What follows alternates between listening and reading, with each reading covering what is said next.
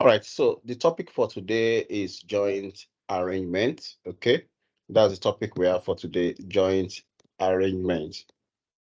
Joint arrangement, that's the topic for today. So, you will recall that when we started this group account discussion, when I was discussing the framework with you, I gave you various scenarios of acquisition. I said if you acquire less less than 50%, I mean, if you acquired between 0 to 20%, then that is known as an ordinary investment, and you treat this investment as a financial instrument.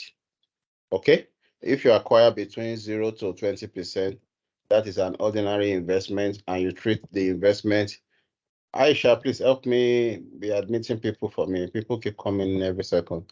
So from 0 to 20% is an ordinary investment. Then if you now acquire from 0 to less than 20, not exact 20, less than 20. So if you now acquired from 20% to less than 50%, okay, to less than 50%, that's where you have what is called significant influence. So you account for the investment as an investment in associate. Then when you now acquire 50% on the dot, so this is what is known as joint venture. Okay, this is joint venture or under IFRS 11 joint arrangement. So we'll be discussing this accounting treatment today. How do you account for an investment whereby you have just 50% in the entity? So that is what is known as a joint venture. And whenever you have above 50%, so above 50%, then you can consolidate. So that's like your IFRS 3 group account. So our focus basically today is when you acquire 50% on the dot. Not necessarily 50%. You have equal acquisition with the other party. So let's define what is a joint arrangement. So a joint arrangement is an arrangement of which two or more parties have joint control. Okay. So let's assume there is a company now is owned by two people and each of them owns like 50-50. That's an example of a joint arrangement. And it is possible that you have a company that is owned by four people. Each of them owns 25, 25, 25, 25. That is also an example of joint arrangement. So it's not necessarily that a joint arrangement must be only two. It could be more than two people, right?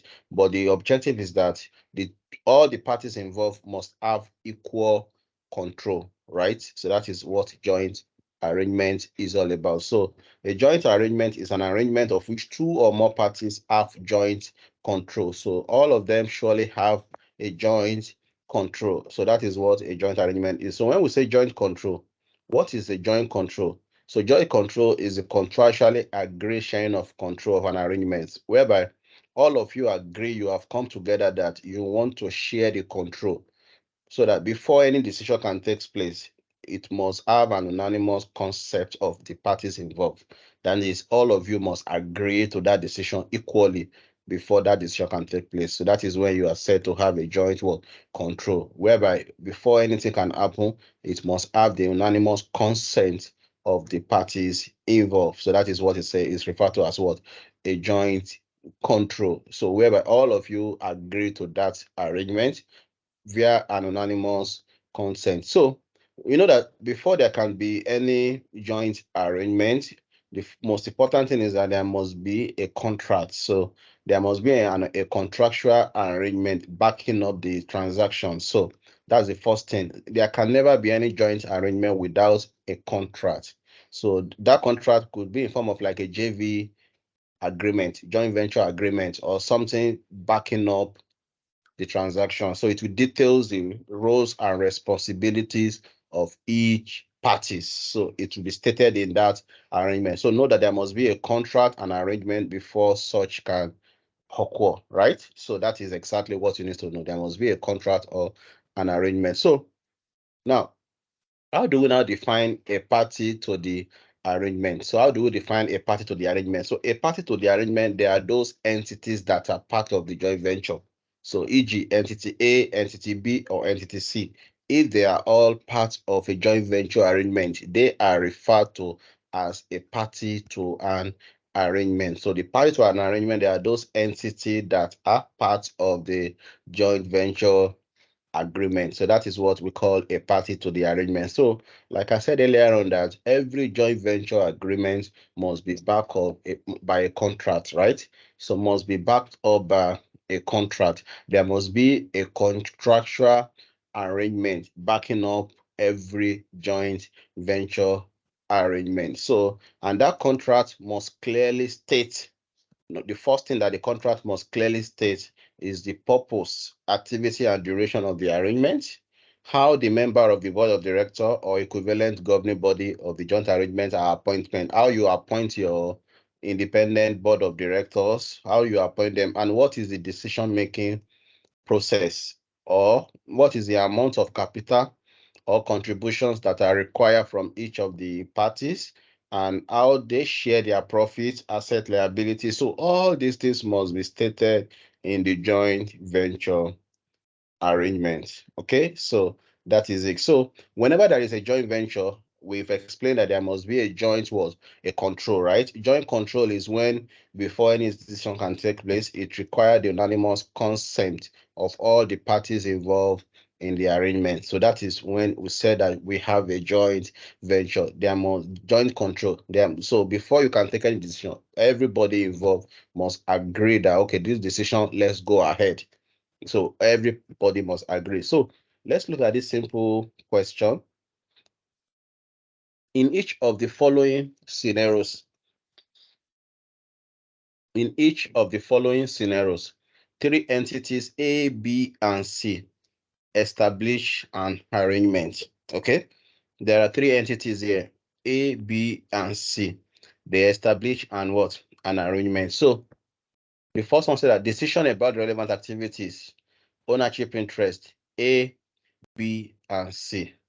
So decision about relevant activity, we have three parties here, party A, party B, party C. So they now say scenario one, that is the first scenario.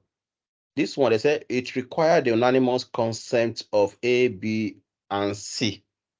And if you check now, A owns 50%, B owns 30, and C owns 20. They now said it required the unanimous consent of A, B, and C. Now, let's look at the scenarios too. Is there a message or new person to be admitted? So let's look at scenario 2 now. Scenario 2. They said that require at least 75% of voting right. And here A is 50, B is 30, and C is 20, and we required at least 75 of voting right before anything can happen. So look at scenario 3 now. Require at least 75% of voting rights, and we have A, B, and C. And they say we need at least 75% of voting rights. Okay? She goes, we're admitting you now, see voting rights. So required for each scenario, analyze whether a joint arrangement exists and which party have joint control. So for each of the scenario 1, 2, 3, the question states for each of the scenario, we should analyze whether a joint arrangement exists and which parties have joint control. So that's the requirement. So let's look at it one by one now. So the three parties are A, B, C. So guys, can you advise me on scenario 1 now? They said that we require the unanimous consent of A, B, and C before anything can take place. And A owns 50, B owns 30, and C owns 20. So do you think there is a joint arrangement here? And if yes, which parties have joint control? Can you answer this scenario 1 for me, please? Anybody, you can speak.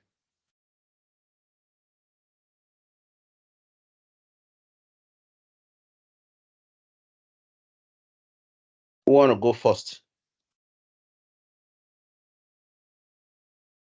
Who wants to go first, please?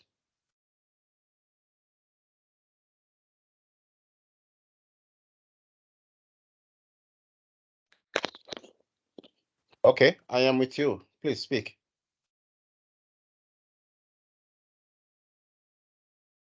I thought you wanted someone to speak from now. From the Okay. scenario 1, you can see that A has 50%, while B has 30 and C has 20. So there's nothing like a joint arrangement is not possible in such Okay, a thank you. scenario. But there's no Thank you. equal. Okay, thank you. Who else again want to comment on this?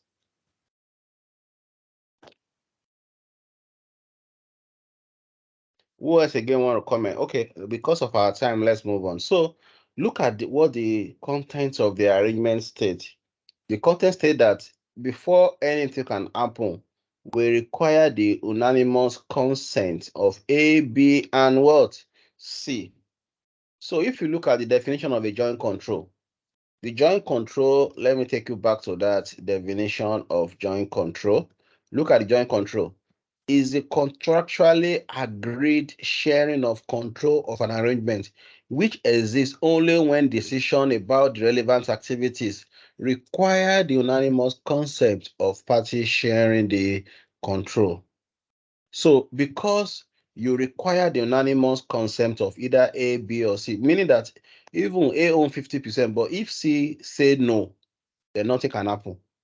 You can't say because C owns just 20 is not relevant. As long as the agreement is documented, even if C object to your decision, you cannot move on. Everybody must agree. So because of that, there is a joint arrangement in place. Forget about the percentage. Oh, the most important thing is the contract, which state that every decision require the unanimous consent of A, B, and C. So meaning if B said no and A and C agree, they don't have choice. They have to beg C to please agree with them.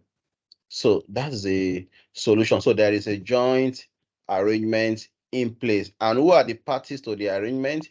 They are A, B, and C. Kenny, do you understand the analysis, please? Sorry, sir, I don't understand. Yes, sir. So, it's clear to you, right? Sorry, somebody is speaking now.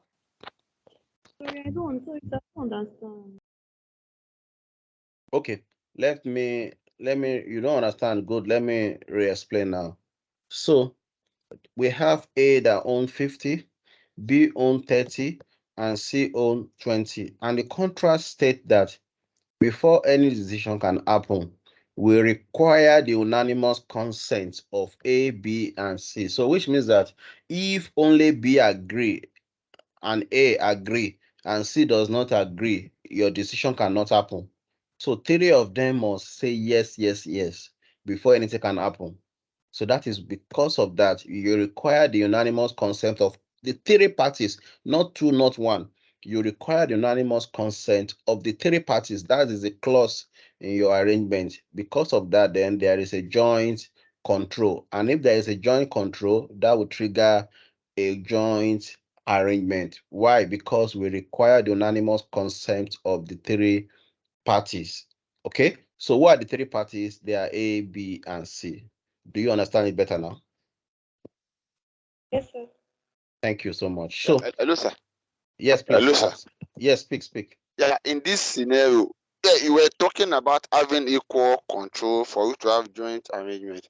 So for the joint arrangement to take place, is it that B and C will come together to have 50%, or each will have a control based on the Yeah, equal percentage? control. Because Equal in control joint is arrangement, say two or more, that maybe the 50.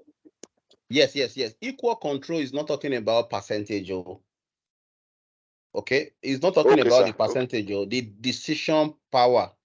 You can see here they say Wow. everybody must agree. If one of them does not agree, you cannot do anything. It's not about the percentage, it is the power that they hold.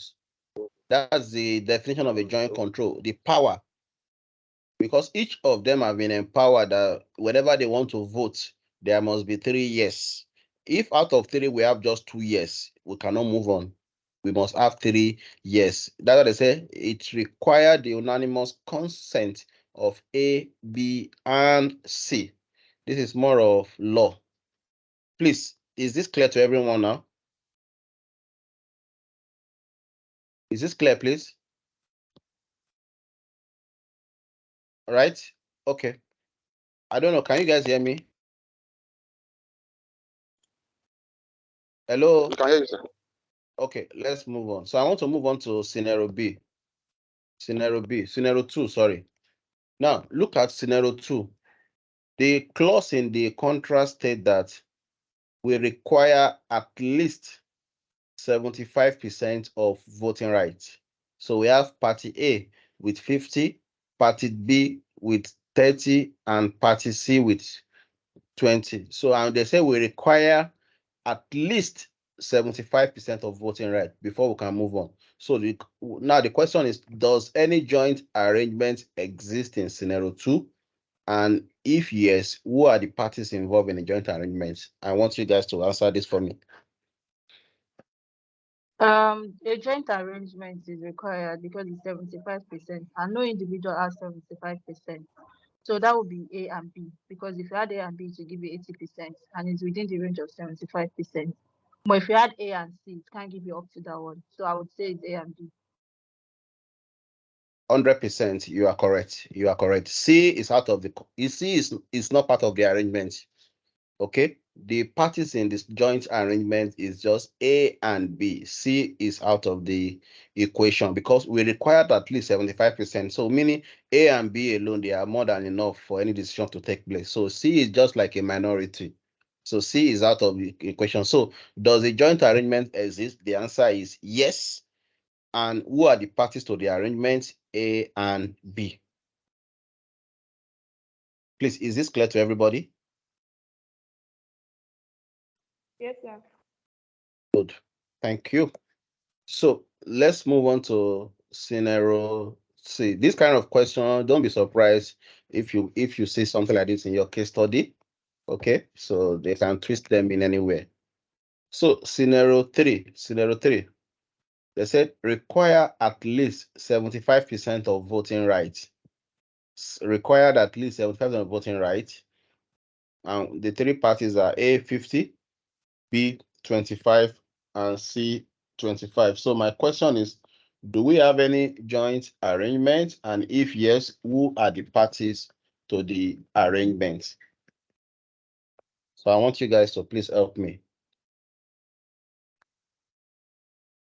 Mr. Kazeem, I think that A is a joint arrangement first, because no individual has 75%.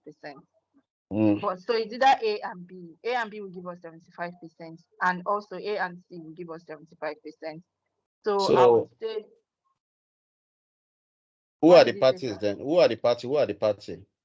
So I would say maybe A and B, or A and C, because I don't know if we can join the three of them together, because it's saying at.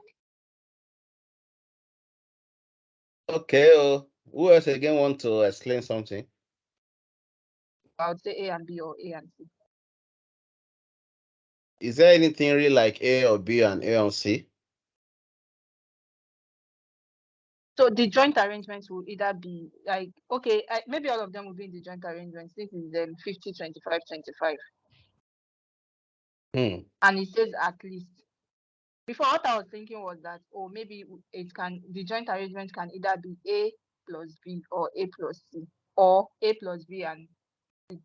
Now, just imagine that you A want to be a dubious person, right? So A signed an agreement, he went behind to countersign it with B to achieve a 75%. He also twist the agreement, he changed the agreement. He went behind to sign with C again to countersign the same agreement with two people.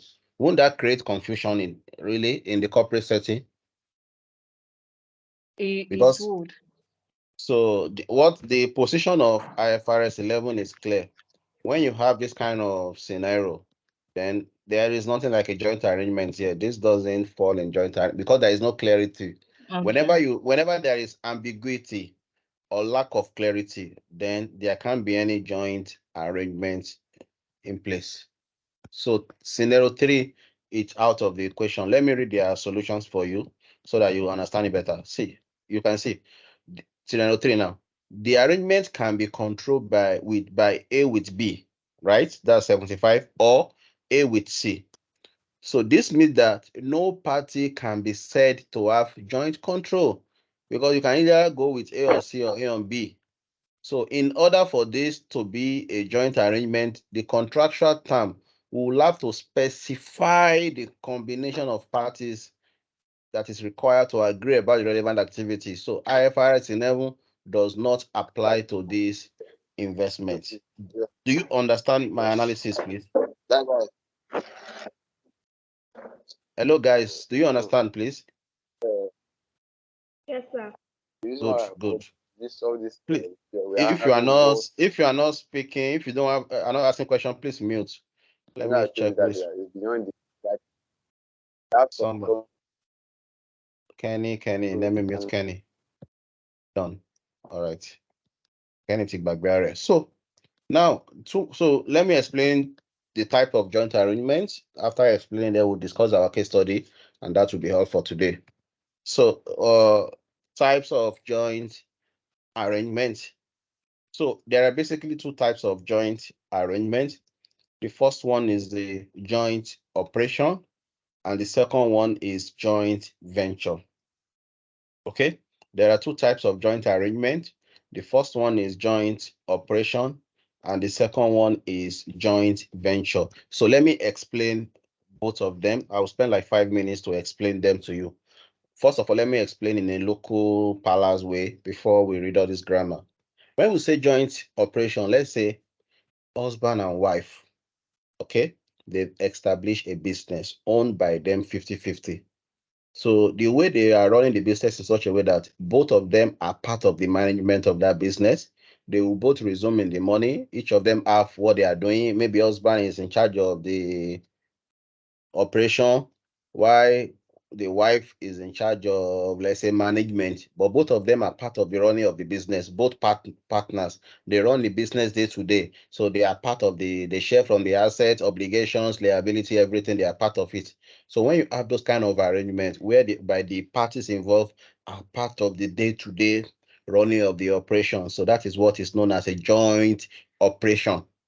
Okay, that is a joint operation whereby the parties involved, they are part of the day-to-day affairs of the business, day-to-day affairs of the business. Okay, they are part of the process. So that is what is known as a joint operation. So a joint operation is a joint arrangement whereby the parties that have joint control of the arrangement have right to the asset and obligation for the liability related to the arrangement. So whoever that is involved in a joint operations, they are known as joint operators. Okay, those that are into joint operations are known as what? Joint operator. So the parties involved in joint operations are known as what?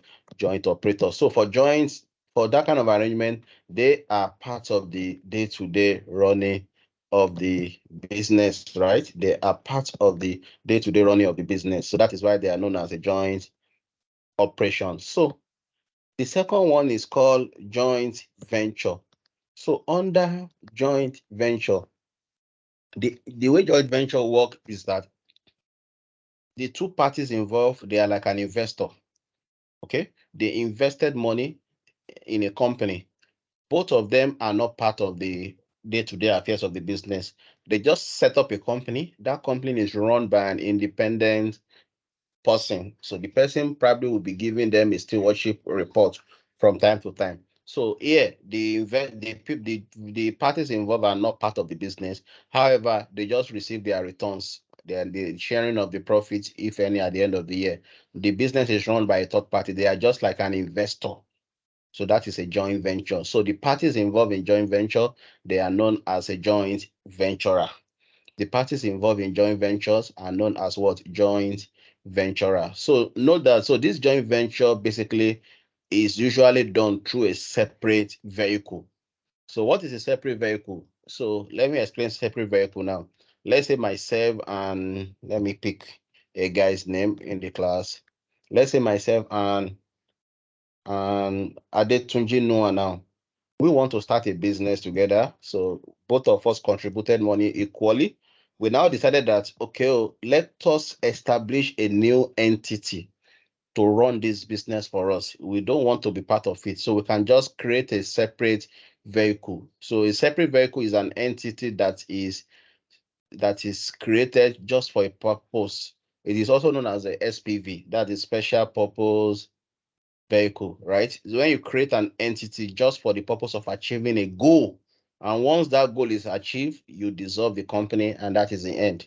So that is known as what? SPV. So most people normally achieve this joint venture arrangement through through SPV, or a separate what? Vehicle, which is usually an independent entity set up for a particular purpose or project. And once that purpose is achieved, then you just close down, and that is all. Okay. So that is basic things that I need to explain. So that is all about the story. It's time for us to move on to the case studies now. Okay, so I don't know if you guys are with me. Let's move on to case studies. So this question on joint arrangement came out just once. So let's solve that question now. Oh, where is group? I can't see her. Okay, send. Okay, so please bring out your question and please move on to case study number. Please bring out your questions. Let's go to case study number WhatsApp. Let me look for it. We have done number 1, we have done number 2, we have done number 3. I think we've done number 4 piecemeal. We've done piecemeal this week. Where is the question? I think it's case 14. We've done this ones. One Ade Gagabi. Yes. So I need someone. So let's please move on to case study number 14, please. So I need someone to kindly read for us. This is a question on the screen. It is November 2018, question number 1. Hey, sorry. November 2018, question number 1. Can somebody please read for us? Adegaga Laboratories PLC, Ade Labs, is one of the largest companies in Nigeria engaged in cosmetic development and manufacturing. Its largest customer base is in the healthcare sector for post-surgery patients and the Nigerian movie industry, aka Nollywood. In the prior financial period, Ade Labs' expansion strategy has been largely focused on growth by acquisition and joint ventures. Additional information: 1. As part of this, Ade Labs acquired 80% of the equity shares of Bode Gas Limited, Bode Gas, on January 1st, 2015, when the retained earnings of Bode Gas was 93.75 million naira. Following the share acquisition, Ade Labs had control over Bode Gas. No shares have been issued by Bode Gas following the acquisition on January 1st, 2015. The NCI in Bode Gas was measured at its fair value of 20 million naira at the date of acquisition. On January 1st, 2016, Ade Labs acquired 50% of the equity share capital of. Mr. Kazeem, please, can you scroll up?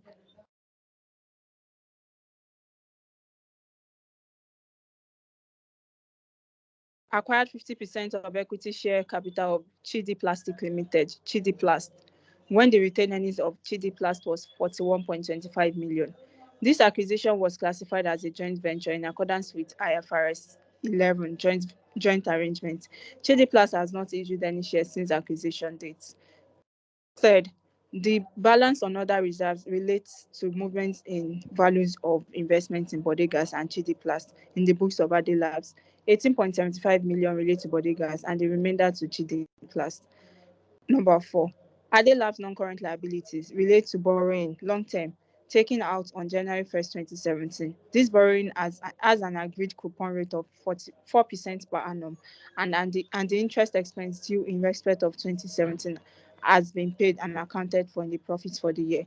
The effective interest rate estimated with this financial liability is 8% per annum. Mr. Kazeem, please, can you scroll up? Yeah. Okay, number 5. As part of its annual impairment review, Ade Labs concluded that the goodwill on acquisition of Bode Gas was impaired by 20% as at December 31st, 2017. No other impairment of goodwill has arisen. Number 6, Ade Labs sold goods to Chidi Plast with a value of 75 million and a selling margin of 40% in November 2017. As at the year December 31st, 2017, 70% of these items are unsold. Accounts for all companies are made up to 31st December annually. The draft statement of financial position of Ade Labs and Bode Gas are as follows. Required. Prepare for Adegaga Laboratory PLC a consolidated statement of financial position as of December 31st, 2017. Do you want me to read? Okay, that's Okay. all. So, All right. so just give me a minute. I'll be back. Let's take water.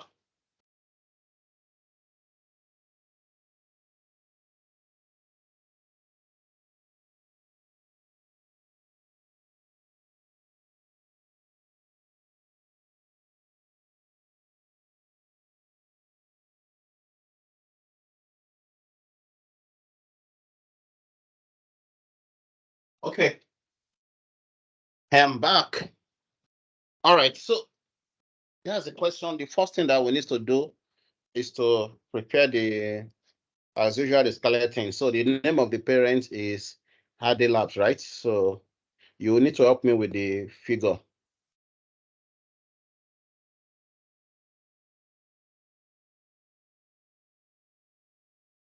Just a minute.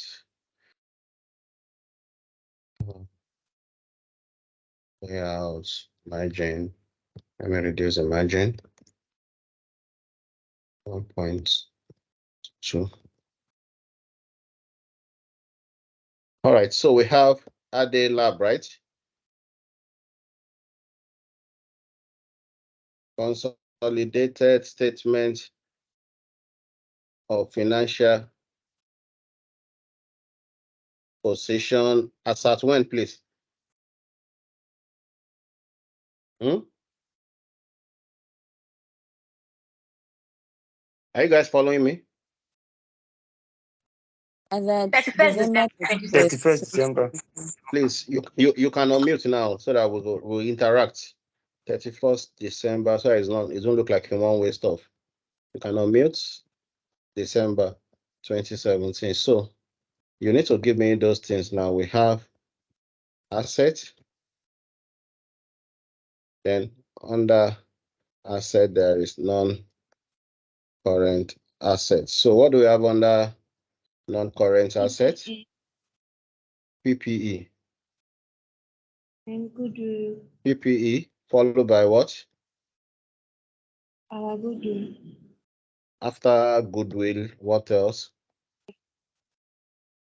I think investment, so we can have investment. Since there is a joint venture, just include investments in joint venture. We'll determine that later. I can see somewhere that they said the person that we acquired 50%. So there will be current assets, right? Then total asset. Please, this is very important. We omitted something. You know, the entire figure is in millions. I mean, thousands.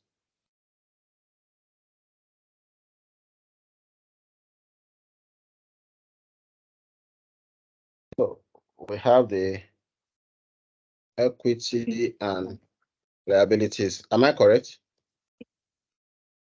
So what do we have under equity? Then share Share, premium. share capital, share premium. What else again? Other reserve. Retain Other, them. reserve, then retain any. So when you sum up all this, you now bring in your non-controlling interest, right? Then we have non-current liability. And we have current liability. And current liability. So everything should be fine. So let's start with the workings. Workings. Number one is a acquisition analysis, right? So let's start now. Let's go back to the note 1. So look at what they said in note 1. As part of the Adela, as part of this, so or whatever they have written up here is all of them are grammar. It doesn't concern us. So what we need basically is the first one states that as part of Adelab acquired, can you see? Adelab acquired 80% of equity share capital of Bodegas. So that is very, very important. Adelab acquire 80% of the equity share of what? Bodegas. So we have Adelab in Bodegas, have we? So we can say A in B, right? 80%, correct? Then our NCI is going to be 20 what percent. So this is the first thing. Please, are you with me? Hey guys, are Yes, you sir. following? So on this, when return any of was Yes, this sir. and following the share acquisition, Adelaba had control over Bodegas and no share have been issued. All this one are grammar. So that is, which means that note 1 is basically Adelab acquiring Bodegas. Now look at note 2.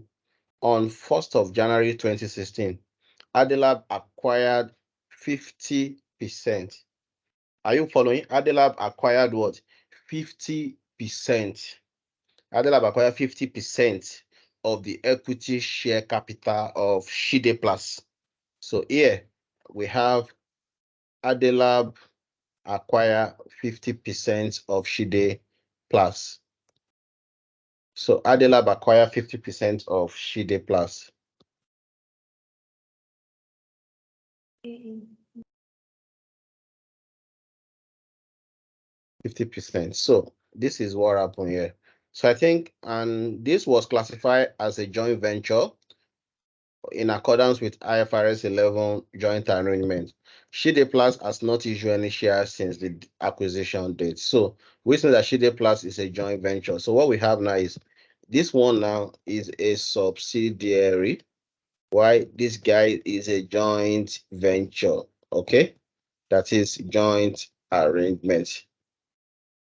I hope you understand me, right? So this is how we are going to treat it.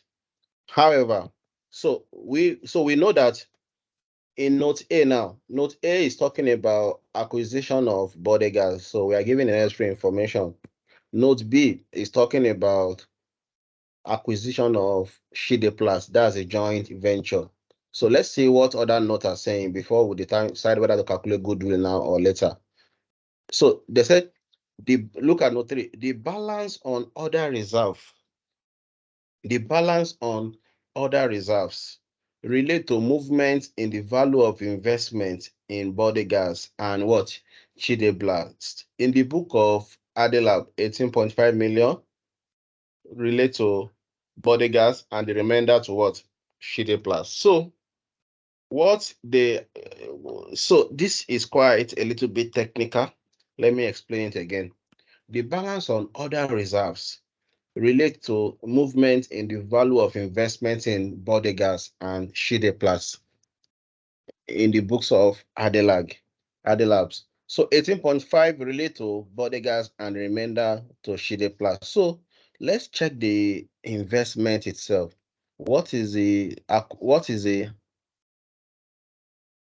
What is the investment? So it will be in notes what? So what I'm saying is that this investment in Bodegas now 262 million. And the investment in Shide Plus 150, they have already fair value this investment.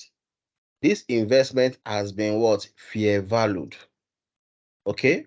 It was because of the fair value increase that they had these other reserves, because they are making reference to the balance in other reserves. So let me go back to that note. They said, note 3, the balance in other reserves relate to movement in the value of investment in Bode and Shide. Okay, so this balance in other reserves here was generated. This balance in other reserve was generated as a result of the fair value of investment in Bodegas and Shide Plus. So they have already fair value these two investments. So that was what triggered this other reserve. Do you understand, please? Hello, do you understand, please? Sir, please, can you explain it again? Sir, I don't understand. Can you explain again, sir? Thank you very much. I will explain. So what they are saying now is that, okay, let me use this one. I want to be switching the two so that I won't keep moving up and down. Look at this sentence now. Look at this statement. Let me color it. They said the balance on other reserves. What is the balance on other reserves? This one, 26.250. 26.250. The balance on other reserve relate to movement in the value of investment in bodegas and what? Shide plus in the books of Adelab. So what it means is that this investment in bodegas here and the one in Shide plus, these two investments, they have already done the fair value. So that was what triggered this. That was what triggered these other reserves here. They have done fair value arrangement. That was what triggered the other reserve. So what it means is that whatever fair value gain that they've had, they've already increased this investment and credit these other reserves with that fair value gain. So that is what they have done. I want you to understand what they have done before I now tell you the solution. Do you understand what they have done now, please? Hello, do you understand what they have done before I now tell you how to correct it?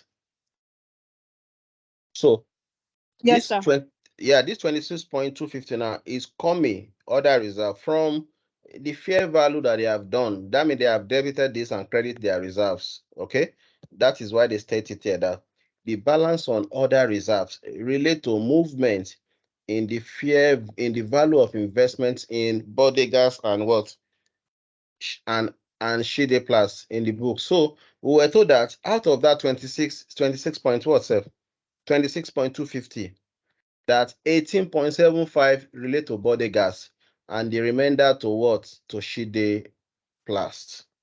So what they have done is they have done the fair value. So the question is that correct? The answer is no. So your investment in equity, you don't fair value investment in equity. Such investments must be maintained at cost.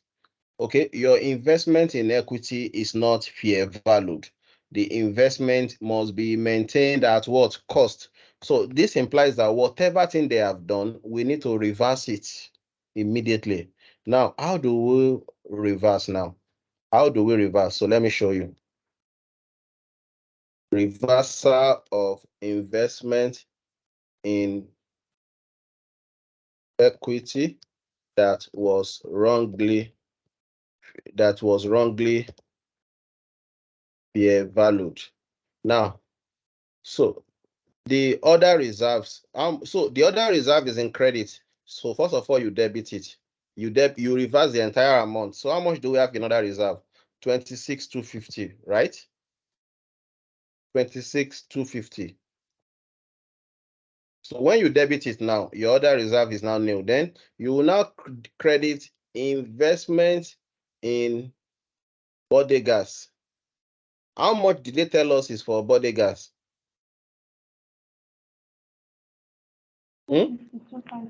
18, they gave you 18 something for bodegas now. They said 27.5. 1875, I'll be 18,750 is bodegas. Then the balance they said is for who?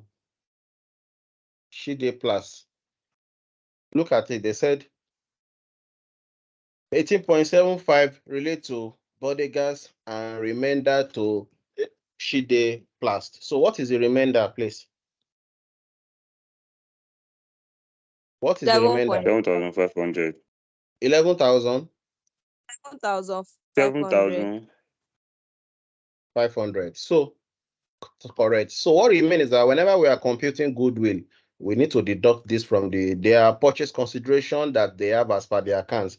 This purchase consideration here now, we need to reduce by their respective amounts because they have already fair valued this figure. So that was why it is showing as this, and they have recognized that other reserve. So now that we are reversing it now, our other reserve will automatically become 0. Then we also need to reduce each of these by their respective amounts. So that is the treatment for that particular entry. So that is how note 3 will be treated. Okay. Now let's look at note 4. Note 4. Just 1 minute, please. 1 minute.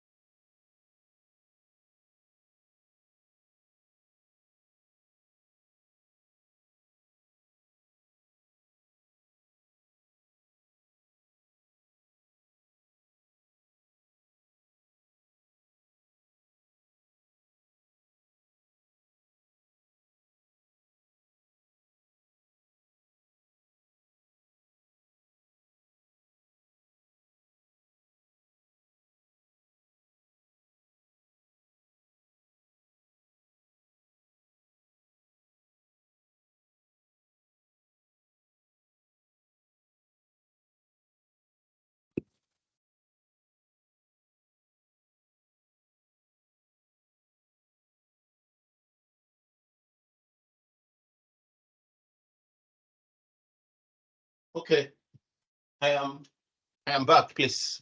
Yeah, I am back. All right, so let's look at I think we have about 2 or 3 more notes left, so it's fine. So look at this note now.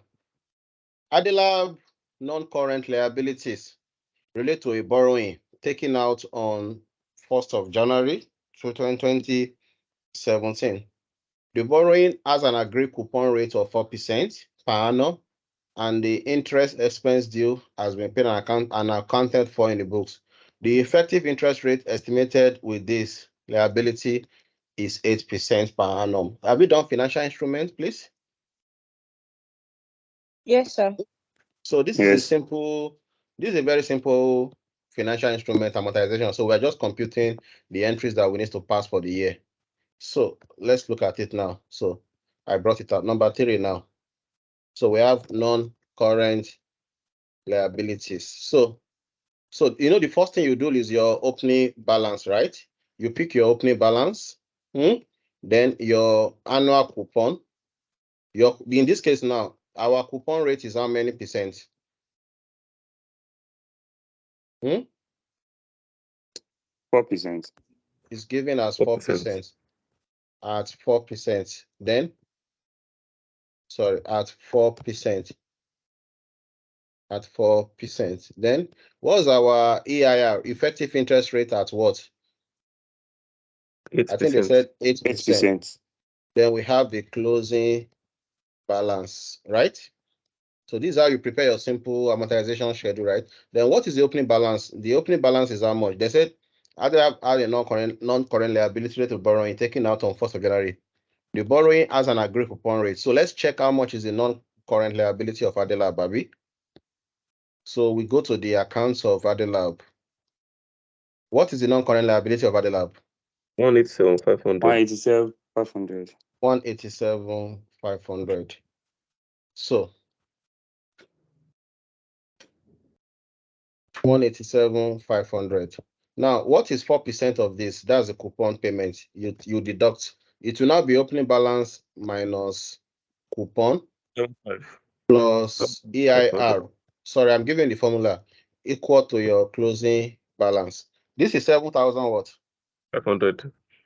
Okay, so what would be the EIR at 8%? That should be 15, Abi. 8% of 187.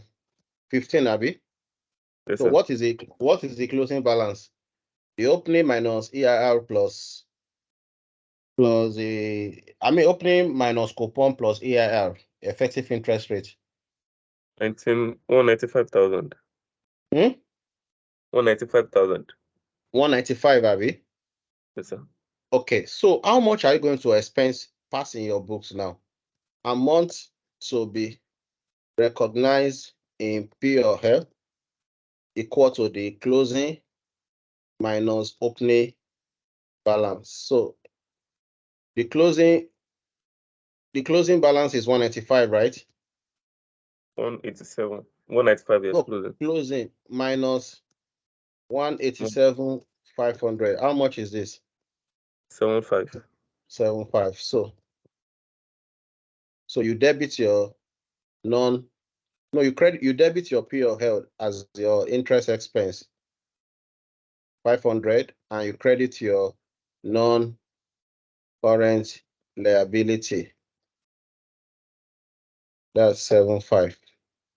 Please, who doesn't understand this treatment so I can explain again before we move on to the next note? Sorry, who doesn't understand? Can you please speak if you don't understand before I move on to the next note?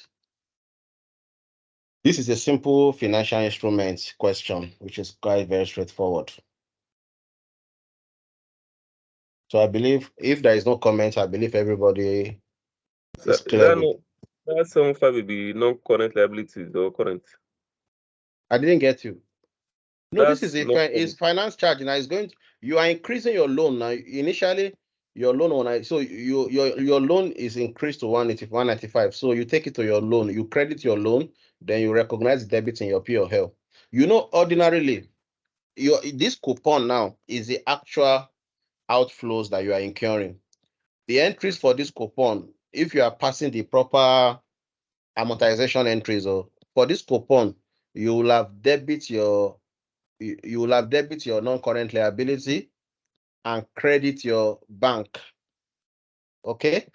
Then for this EIR, which is the payment, which is the interest, you recognize the debit into your P&L and credit your loan. So the net impact is what we are actually adjusting for straight to P&L.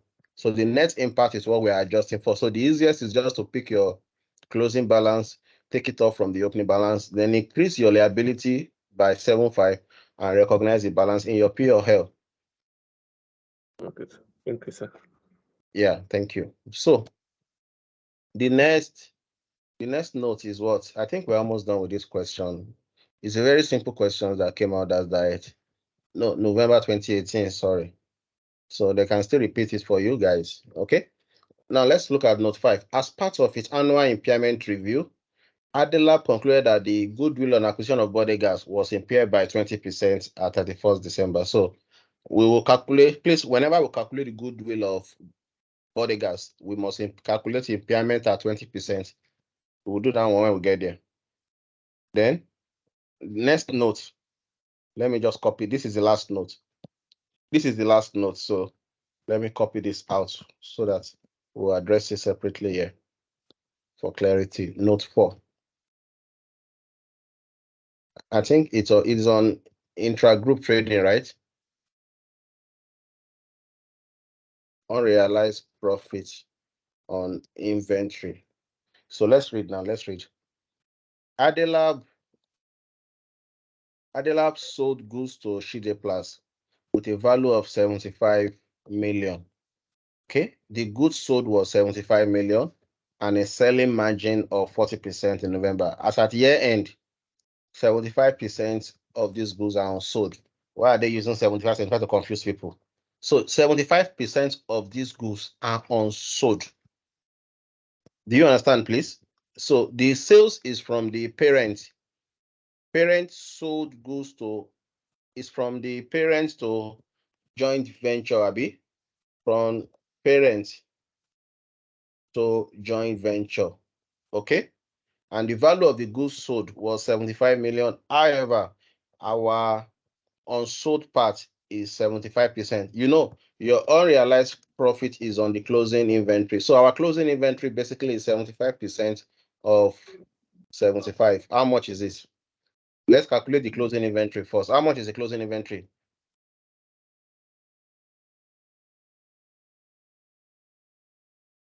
56,250. 56,250.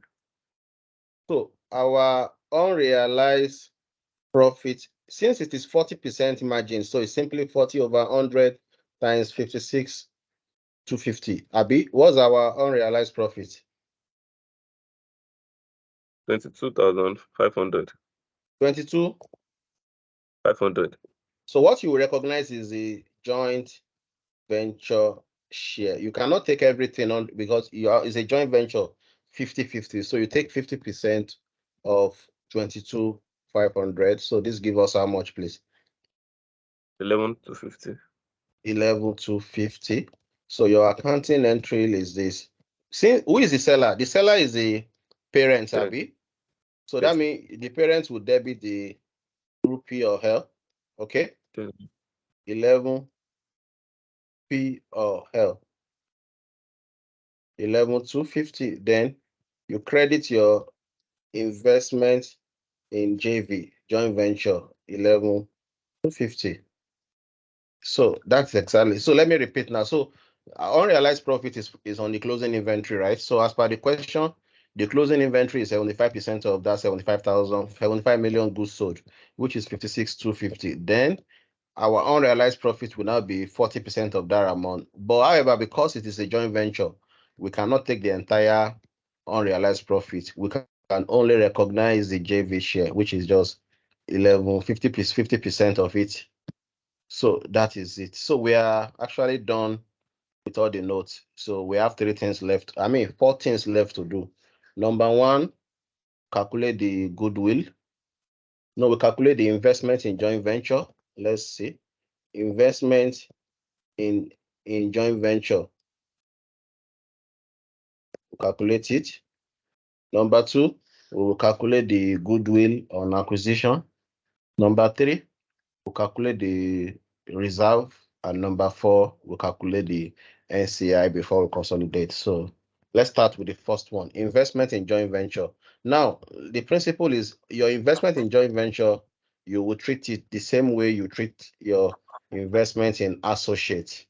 Okay, it is the same way you are accounting for your investment in associate that you are going to account for your investment in joint venture. So be that as this may, what is the cost of this investment? Cost of investment. What is the cost of investment in Shide Plus? Look at the books itself. What is the cost of the investment in Shide Plus? 150,000. Is 150, Abi? Yes, sir. The cost is actually 150. However, we need to adjust for fair value wrongly done. That is the notes. Look at this notes 2. We need to reverse 75, Abi. Yes, sir. This 75 that was wrongly done, take it off. So now that we know the true cost of the investment, now we now say share of post-acquisition profits. So that will be 50%. Okay. Multiplied by what is the total profit of Shide Plus as per the accounts? Total reserve of Shide Plus, please. 93,750, right? Yes, sir. So 93,750 less what was the pre-acquisition reserve when we acquired Shide Plus? Let's check. 41,250. No, let's check note 3 on something when the retained earning was 41,250, Abi. Yes, sir. 41,250. So what's the answer? If you do 50% of the difference, how much do we have? 26,250. 26,250. Okay, so is there any adjustment to investment in joint venture? Intergroup profit. Okay, this in fact is just on my screen here. See it there. This unrealized profit, right? Yes, sir.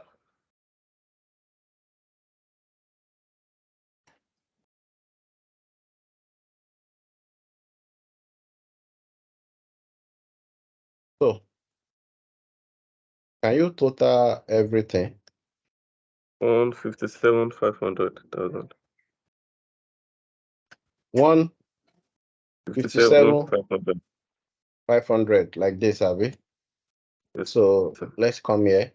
Investment in joint venture.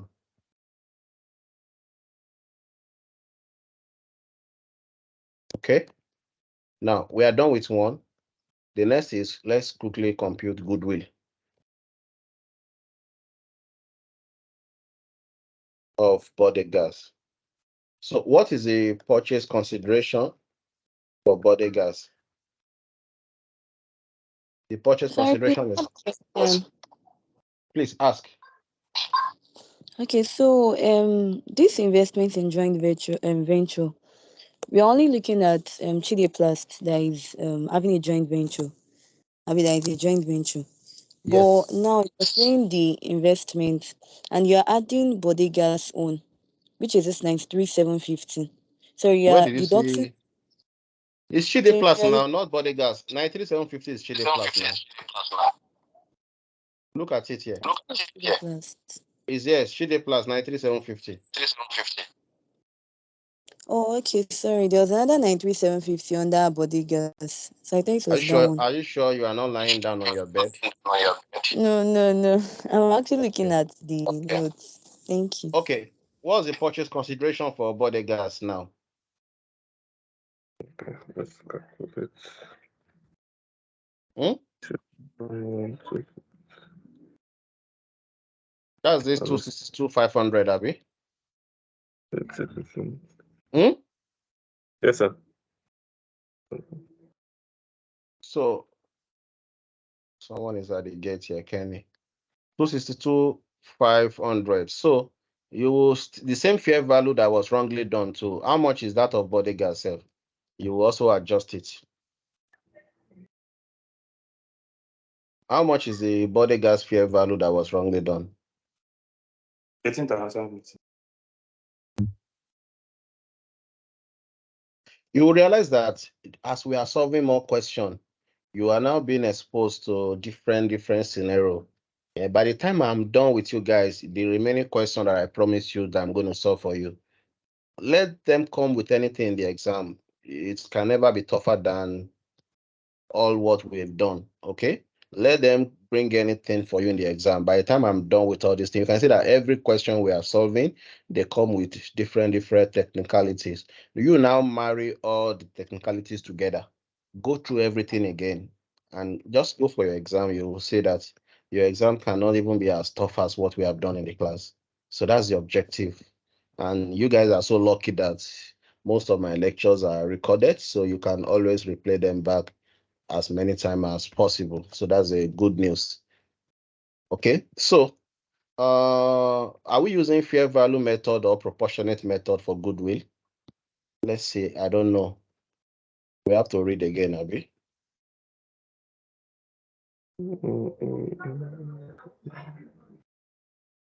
So here we're Adela acquired 10% of share capital of Bodegas on January when the retained earning of Bodegas was 93. Following the share acquisition, Adela has control over no share had been issued in Bodegas acquisition. The non-controlling interest was measured at its fair value of 20%, of 20 million, sorry. Abi?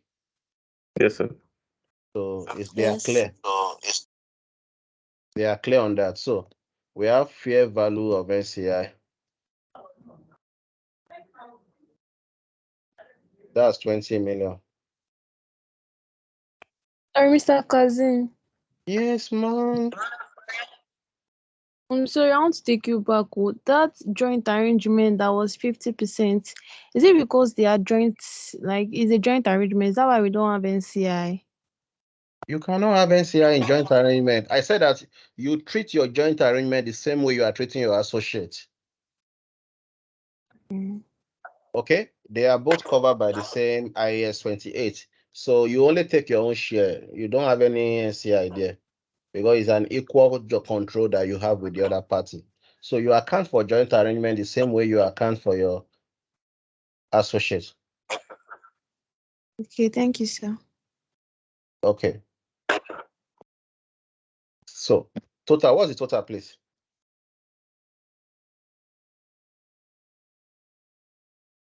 $263,750.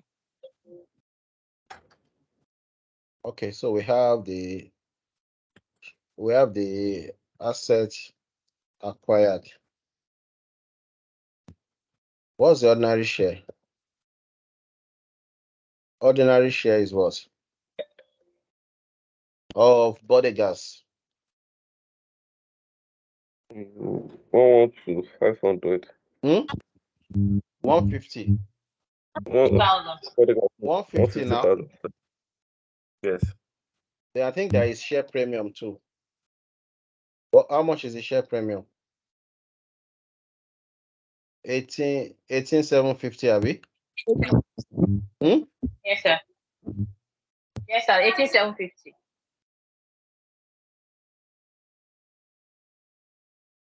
Then what else do we have? We have the pre-acquisition reserve is how much?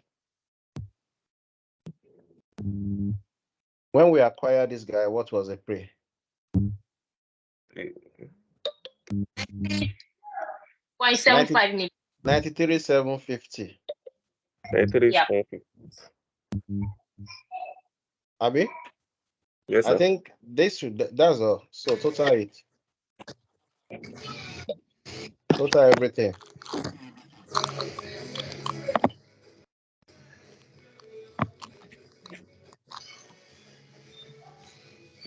One one two 650.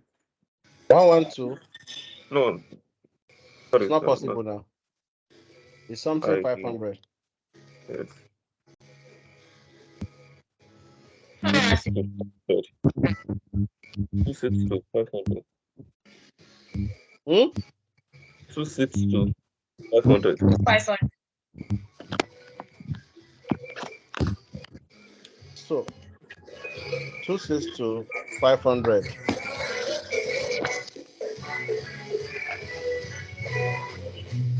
262. So what is our goodwill?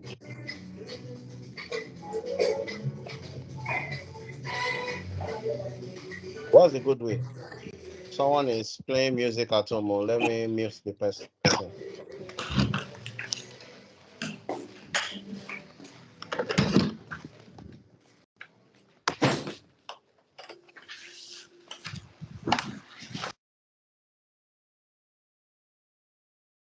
Okay, so what's the goodwill? 1,250. 1,050.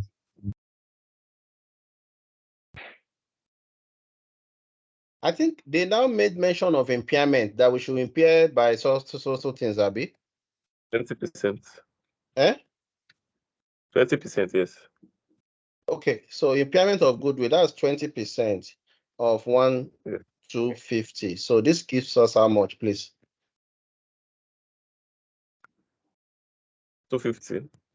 250. 250. So our entry is this. First, we'll credit our goodwill. 250. Then, we are going to apportion Abi because we are using fair value method, correct? Yes, sir. Debit group P or L.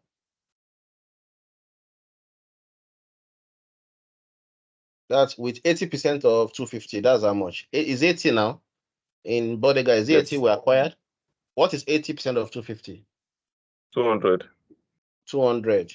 Then our NCI will take 50.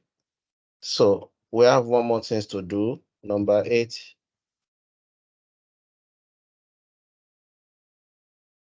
NCI. So, no, we have not done reserve. Let's do reserve, Abi. Let's do reserve. Yes, sir. I don't think. Okay. So we have Adelab, body gas, that's B, that's 80, and Shide plus, that's 50. Okay, so what is a reserve as per account? 26 to 50. Wait. What's the reserve as per account? 26 to No. dash. You are picking other reserve. You pick the retained earning now. 243. Yes. 243, 750. What about body gas? 161. 16150. 250. Shide plus 93 93. 93. So less pre-acquisition reserve. What's the pre for body? 93 750. 93 750. What about this guy? 41 to 50. 41,250. So what's the post? 67,500. What is the post? 67,500. 67,500. Yeah, because 52,500. 52,500.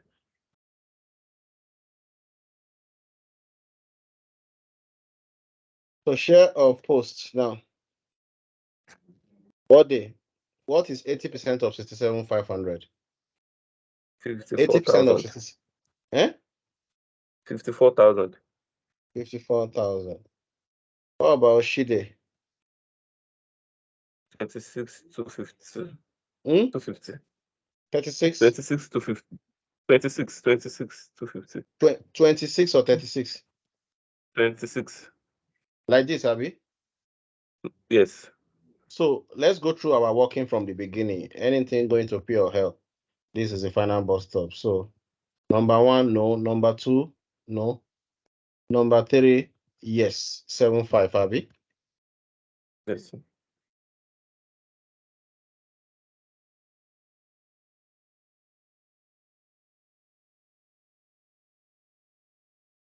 Number 4,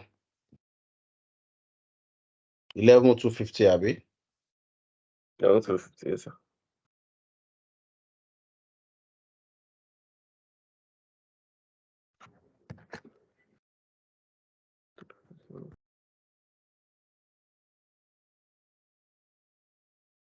Number 5.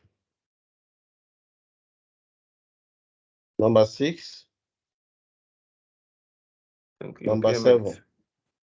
200. Impairment. Yes.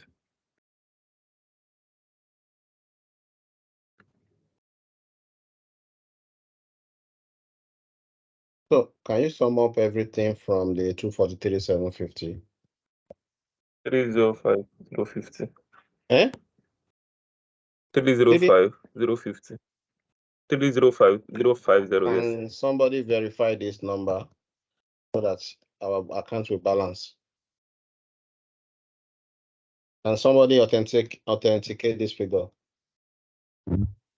It's correct, sir. Okay, thank you. It's not that I did not trust you, I trust you, but I just want somebody to confirm. Fair value of NCI. So what is the fair value of NCI? We did that in workings. That's 20 million, Abby. Yes, 20. Yes, sir. So what is the share of post-acquisition reserve? So the share of post-acquisition reserve, you are not going to share Shide Plus, so there is no NCI in Shide Plus. You only take 20% of 67,500. 13,500. 13,500. 20% of 67. You call it how much? 13? 13,500. So is there anything that we are adjusting through NCI? Let me check. Number 2, number 3, number 4, number 5, number 6, number 7 only. Impairment, that's 50, Abby. Yes.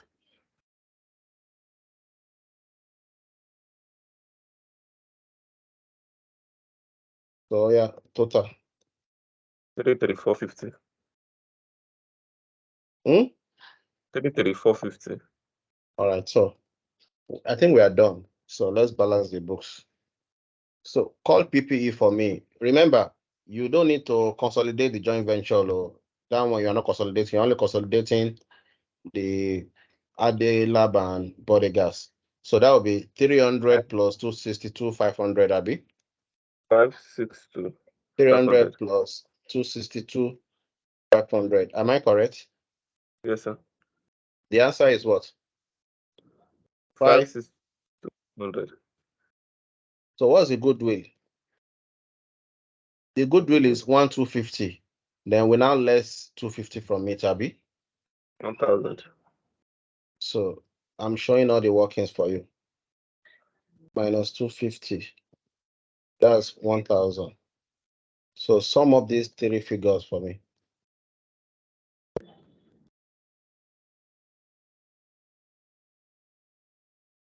Total. 721,000. 721,000. Okay, so current assets. 1 to 500 plus 1 to 500 plus what? 150,000. I don't think there is any adjustment to current asset, Abi. So total. 26 to 500. And what do we have? 983 983 500. 500.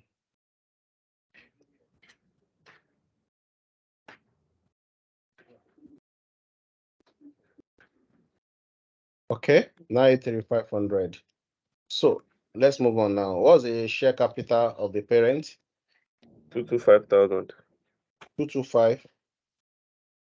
Then what's the share premium? 75,000. 75. Other reserve is gone. Oh, hope you know. We've adjusted for it in full. So nothing will be there. Retain any. What did we arrive at as reserve?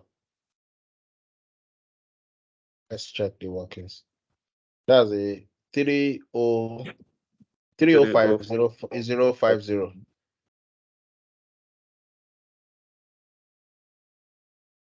So total this, please. 605,050.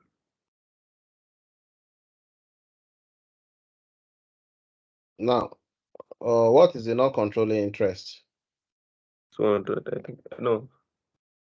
33450, Abi. 33450. Yes.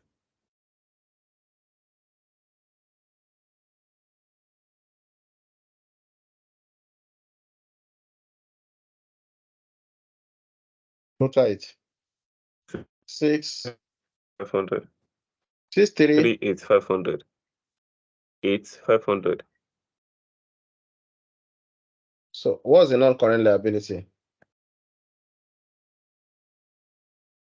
187. I think we adjusted for it. 187,500 plus. We need to add something to it too. See, the financial instrument 75, right? We need to add the 75 to it. Yes, sir.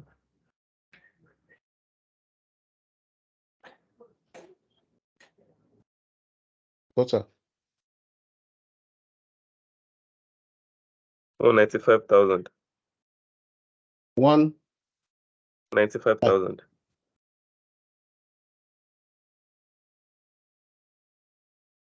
So what's the current liability? 225,000 plus 67. 67,500. Plus what? 82. 82,500. How much? 150,000. So does it balance, please? Check whether it balance. 983,500. It's balanced. 983. 500. All right, so let me stop recording now. That's the end of the solution. Let me stop recording. Then I will now listen to any other question. All right, we're done with the